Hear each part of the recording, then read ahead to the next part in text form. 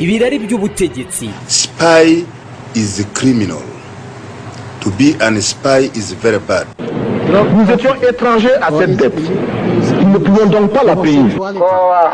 Roza Kabuye bitaba ibyo tugatangira kuboyikota produits z'Abafaransa muri East Africa. Benshi mu bagiye bagaragaza ko ubumwe bw'abanyafrika muri politiki na filozofi zigarukaho cyane nka Pan-Africanism bigoranye cyane ko bwagerwaho, ntabwo babuze n'ubundi kwemeza ko ari ubumwe bugambirirwa kenshi, ariko bwarangije no kononekarira mu gihe bwanatekerezwagaho ubwacyo. Abandi bakina umushinga utazigira ugira ikiwuvamo, umusozi w'ibyariye imbeba.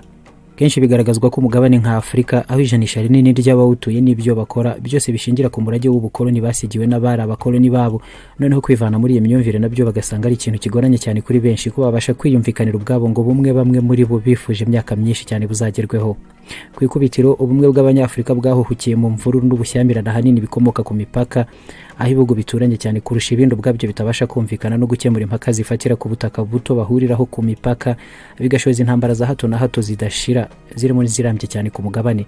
Uwo nawe ukaba umurage w'ubukoloni bwashinze imipaka na n'ubu ibihugu by'abanyafrika bakigenderaho. Impaka n'intambara bituruka ku mipaka ntabwo ari ryo pfundo ryonyine ryo guhangana hagati y'ibihugu byo muri Afrika, kuko harimo no kuba ibihugu bidasiba gucumbikira imitwe y'abarwanyi bahangana na leta zo mu bihugu bakomokamo, ugasanga ubutegetsi hakurya y'umupaka bwarahindutse ubwabwo nk'uruhande rutavuga rumwe n'ubutegetsi buri hakuno y'umupaka. Kuva ibihugu bikibona ubwigenge, ibyagiye bibihanganisha nabyo ntabwo byigeze bibura, bituma ubwumvikane n'ubumwe byaharaniwe na benshi nyuma yo kwigenga nabwo butarigeze butera umutaru, ndetse n'ubutegetsi bwinshi butavuze rumwe n'abazungu bahoze bakoloniza ibyo bihugu. Abakoloni baciye mu bandi bategetsi bari inshuti zabo, babafasha kubuhirika inshuro zitari nke. Cyokora by'umwihariko kutavuga rumwe no guhangana bidashira hagati y'ibihugu by'ibituranyi byabangamiye cyane ukwishyira hamwe, gushinga amasoko rusange n'ibikorwa remezo bitari bike ku mugabane, binabangamira kandi imishinga migari yagombye kuba yarahuriweho n'abaturage miliyoni nyinshi mu bihugu. Mu gice cya mbere reka tugaruke ku ntambara mu bice by'imipaka hagati ya Libya na Misiri, byose biturutse ku guhangana nyine no kutumvikana byihariye hagati y'abategekaga ibihugu byombi, Colonel Muammar Gaddafi na Anwar Sadat. Ni intambara yabayemo kwibeshya kutoroshye no kwikorereza umutanganye ingufu, maze Colonel Gaddafi akibonera neza ko mu bihugu yari gukinisha kurwana nabyo Misiri ya Sadat itari irimo. Yarabikekaga gusa ariko ntiyatinze kubyibonera noneho. Kutumvikana no guhangana bitoroshye hagati ya Perezida wa Misiri Anwar Sadat na Muammar Gaddafi wa Libya byadutse ahubwo no mu gihe hariho gahunda yo guhuza ibihugu byombi bigahinduka nk'ubutaka bumwe, igihugu kimwe. Uretse ibyo kongeraho n'imibanire bagombaga kugirana na Isiraheli, izo zombi zabaye ingingo zahuhuye bikomeye imibanire n'ubwumvikane hagati y'ibihugu byombi. Guhangana bitangira guhera ubwo maze Misiri na Libya birebana y'ingo hagana mu 1970. Intambara nayo ntiyatinda kwaduka mu 1977, niyo yagombaga gukurikiraho nta kindi. Gaddafi na Sadat bagezeho ibibazo babihindura ibyabo ku giti cyabo no kurusha n'ingingo byavugaga ko ibihugu bategekaga byari kuba bitumvikanaho. Abangana urunuka mu guhangana kwarimo ibyago byinshi kugeza ubwo Gaddafi yatangiye gutera inkunga zose zishoboka ibikorwa byo guhitana Anwar Sadat mu Misiri. Mu myaka y'1970, Muammar Gaddafi wa Libya yatangije politiki zihambaye z'ubumwe bw'Abarabu. Icyo gihe abanza kubyumvikanaho neza na Gamal Abdel Nasser wategekaga Misiri, ndetse abyumvikanaho nanone neza na leta ya Syria, ariko Nasser wari uri mu mahama amwe neza na Gaddafi yahise apfa mu kwa 9 1970.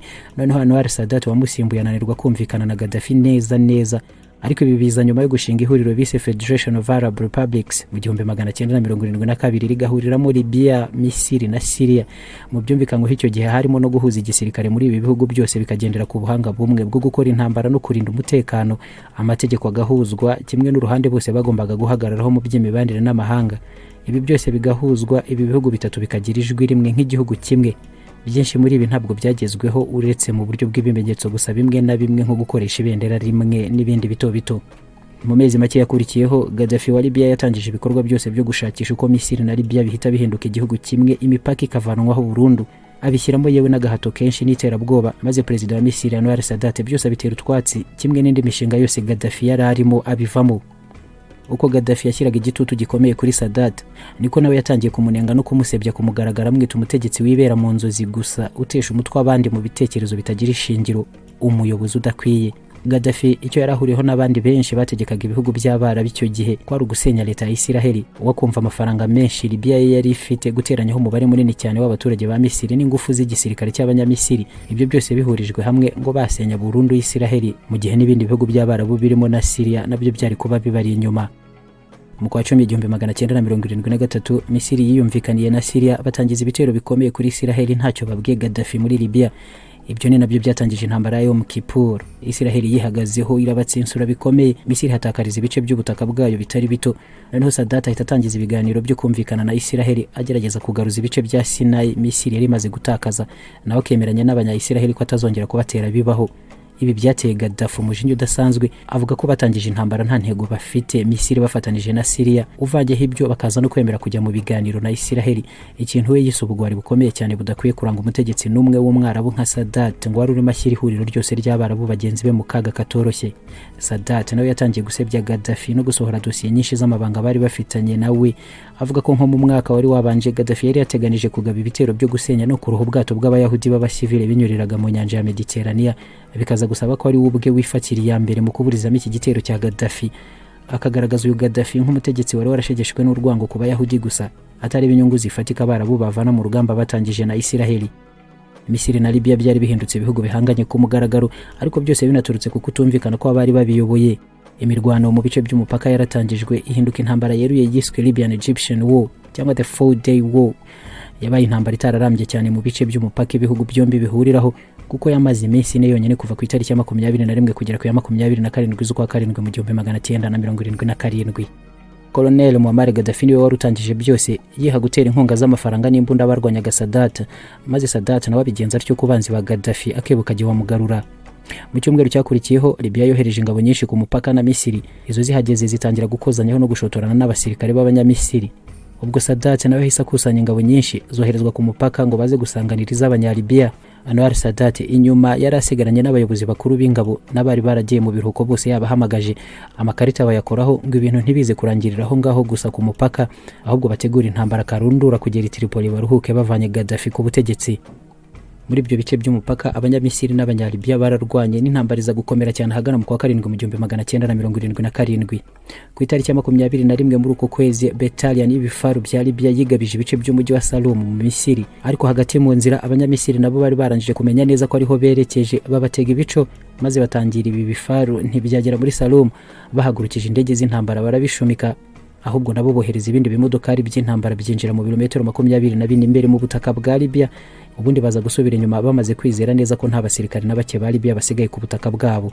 Mu minsi ibiri yakurikiyeho hakomeje kumvikana urwamo rw'ibibunda biremereye muri ako gace k'umupaka hagati ya Libya na Misiri, bikaba kandi mu gihe indege za Misiri zakomezaga kwiyereka mu bice bitandukanye bya Libya, n'abakomando babo bakamanukira mu mitaka mu bice bitandukanye n'ubundi by'ubutaka bwa Libya mu bikorwa by'ubutasi bakongera gusubira iwabo. Ibi abanyamisiri babihagaritse bamaze kwitegura neza guhangana na Libya ya Gaddafi kugeza we bamuvanye ku butegetsi. Noneho ku itariki ya 24 z'ukwa karindwi mu 1977 bahagurukije indege iwabo berekeza muri Libya, basenya ububiko bw'imbunda n'amasasu mu bice bitandukanye bya Libya. Abanyamisiri bari bamaze kugaragariza Gaddafi ko bagiye kumushegesha bitavugwa mu ntambara yaramaze kwitangiriza ubwe, ariko haza igitutu cya Leta Zunze Ubumwe za Amerika zasabye impande zombi kugana ibiganiro bakumvikana intambara ikabihagaze. Perezida wa Algeria Houari Boumediene nawe yarabatakambiye abasaba gusigaho, ndetse na Yasser Arafat wa Palestine Liberation Organization bose babajya hagati barakumira. Sadat yahise atangaza ko Misiri ihagaritse ibitero n'intambara, ariko ko yihaniza cyane kandi mu buryo budasubirwaho Gaddafi ko igihe cyose azongera kugerageza gutera Misiri bazarwana intambara atazibwira ko azivana imbere ari muzima cyangwa gitegeka Libya. Barakomeje n'ubundi kuri buri ruhande rugakomeza kugenda rugaba udutero shuma mu bice by'umupaka, ariko nyuma n'ubundi Misiri ifatiye ya mbere mu kugabanya umubare w'ingabo bari bararunze muri ibi bice zisubizwa inyuma, ariko n'ubundi imibanire y'ibihugu byombi ikomeza kononekara.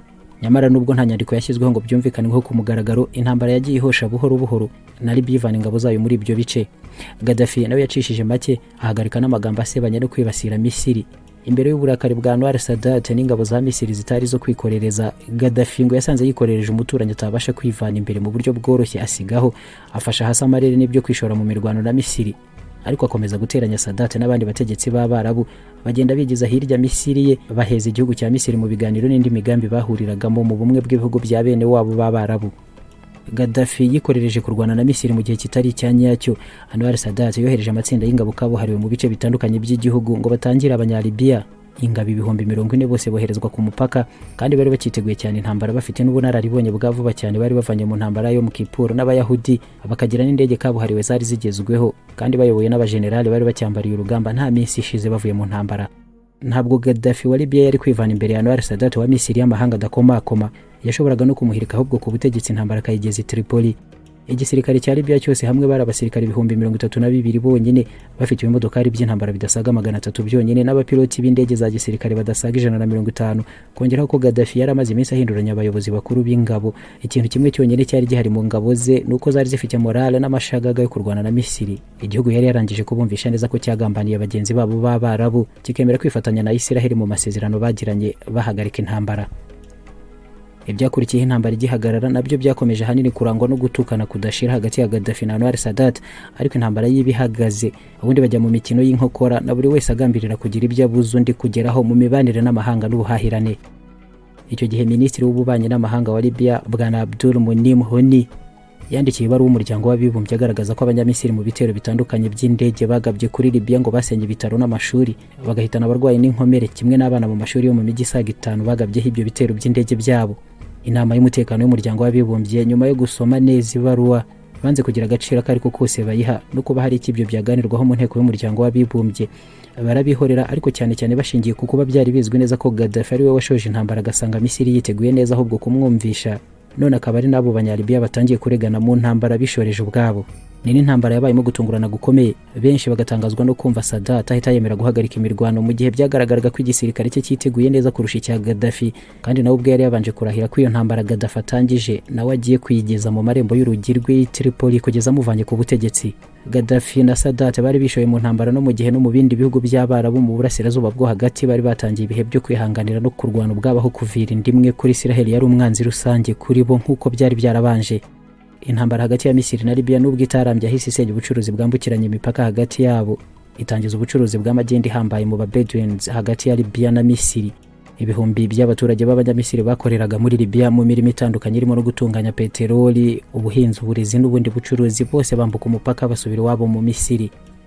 Byarenze bigera mu bihumbi 2010 hakiri mines cyangwa mine nyinshi zatezwe mu butaka n'abanyamisiri muri Libya zidasiba guturikana bazigenda hejuru.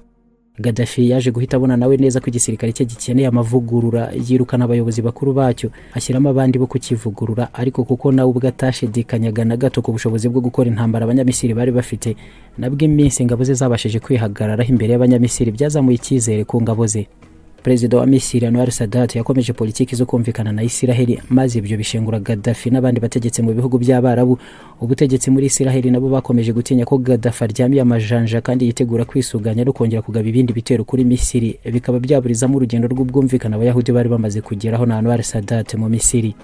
Ntibyarangiriye aha kuko n'ubundi ubwumvikane hagati ya Gaddafi na Sadat bwongeye guhuhuka bitavuga ubwo Sadat ubwe yiyemezaga kwigira mu ruzinduko i Yerusalemu muri Israel mu kwa 11 mu 1977. Israel na Misiri baje gusinya amasezerano y'ubwumvikane no kudashozanyaho intambara kuva mu 1978. Icyo gihe abanya-Israel basubiza Misiri ibice bya Sinai bari barabambuye.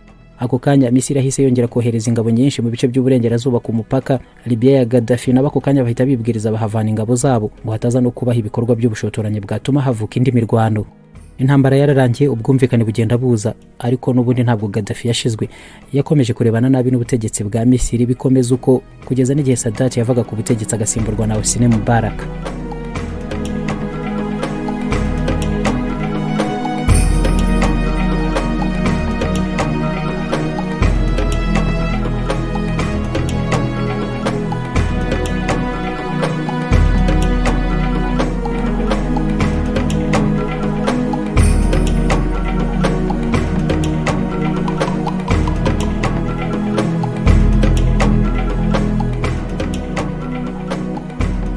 Ibirari by'ubutegetsi, kuko ejo hari none, ejo none hazaba ejo.